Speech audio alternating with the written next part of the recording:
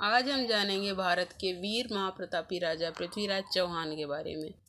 ऐसा राजा जो न कभी हारा और ना ही कभी अपने राज्य में किसी के समक्ष झुकने दिया, मरते दम तक अपने स्वाभिमान के साथ जिया। ऐसा राजा जिसने बाहरी राजा इतना डरते थे कि दिल्ली की ओर वे आंख उठाकर देख भी नहीं सकते थे। 17 बार उसने बाहरी आक्रांता मोहम्मद गोरी को धूल चटाई थी। 18वीं बार उसे विजय प्राप्त हुई, किंतु पृथ्वीराज चौहान ने उसे जीतने नहीं दिया। कैसे, जानने के लिए देखें हमारा पूरा वीडियो अंत तक और सब्सक्राइब करें हमारे चैनल को। इस वीडियो को शेयर जरूर करें। हम ऐसी ही अच्छी अच्छी कहानियाँ लाते रहेंगे। साथ ही इसे वीडियो जो देखकर लाइक के बटन पर जरूर दबा दें। आप लोगों के एक एक लाइक से हमें मोटिवेशन मिलता है। पृथ्वीराज चौहान एक महानायक, महाप्रतापी चौहान वंश का 12वीं शताब्दी का शासक था, जिसके पिता सोमेश्वर और माता कर्पूर देवी थीं।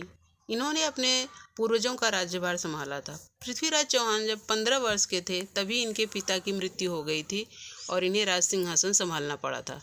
इनके बारे में हम इनके राजकवि चंद्रबरदाई द्वारा रचित पृथ्वीराज रासों में इनकी जानकारी मिलती है। इनके साहस को देखकर दिल्ली के आसपास के किसी भी राजा में दिल्ली की तरफ देखने की हिम्मत नहीं होती थी। एक दुर्दांत आक्रांती बाहरी मोहम्मद गोरी, जिसने हिंदुस्तान पर 17 बार आक्रमण किया और 17 बार उसे लूटा, किंतु उसकी नज़र दिल्ली पर होते हुए भी वह दिल्ली पर आक्रमण नहीं कर सकता था, क्योंकि वह जानता था वह पृथ्वीराज चौहान से जीत नहीं सकता है। कन्नौज के राजा जयचंद ने अपनी पुत्री संयोगिता के विवाह के लिए स्वयंवर रखा, किंतु संयोगिता पृथ्वीराज चौहान से विवाह करना चाहती थी। अतः उसने अपने पिता से कहा कि वह स्वयंवर में पृथ्वीराज चौहान को भी आमंत्रित करें, किंतु जयचंद पृथ्वीराज चौहान को अपना शत्रु समझता था।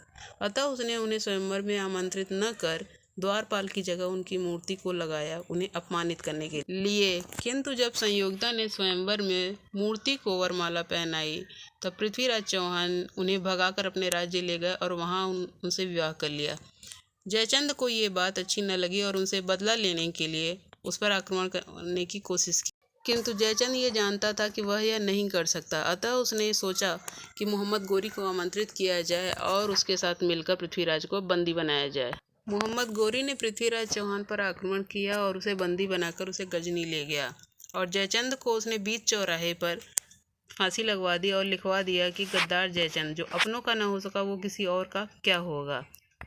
पृथ्वीराज को बंदी बनाकर वह गजनी ले गया और वहां गर्म सलाखें डालकर उसकी आंखें निकाल ली। यह खबर जब पृथ्वीराज के मित्र और उनके राजकवि चंद्रबरदाई को लगी तो उन्हें अत्यंत दुख हुआ और उन्होंने निश्चित किया कि वह गजनी जाएंगे। गजनी जाकर उन्होंने मोहम्मद गोरी से निवेदन किया कि वह एक तीरंदाजी की प्रतियोगिता रखे और जिसमें पृथ्वीराज को भी शामिल करे। मोहम्मद गोरी यह नहीं जानता था कि पृथ्वीराज सप्तभेदी तीरंदाजी में कुशल थे। पृथ्वीराज और चंद्रबरदाई ने यह योजना पहले ही बनाई थी कि चंद्रबरदाई दोहे के साथ उन्हें बताएगा कि सुल्तान कहाँ पर बैठे हैं और पृथ्वीराज चौहान मोहम्मद गोरी पर तीर चला देंगे। दूसरे दिन जब प्रतियोगिता प्रारंभ हुई तब चंद्रबरदाई ने दोहे के द्वारा पृथ्वीराज को सूचित किया कि सुल्तान मोहम्मद गोरी कहाँ पर बैठा है। उनका दोहा था कि 4 बांस 24 गज, अंगुल अष्ट प्रमाण, ते ऊपर सुल्तान है, मत चूको चौहान। ये सुनते ही पृथ्वीराज चौहान ने तीर चला दिया और मोहम्मद गोरी की मृत्यु हो गई। मोहम्मद गोरी की मृत्यु के बाद चंद्रबरदाई और पृथ्वीराज चौहान ने भी एक दूसरे की हत्या कर ली और उन्होंने कहा कि दुश्मन के हाथ से मरने से अच्छा है अपनी हत्या खुद कर ली जाए। धन्यवाद।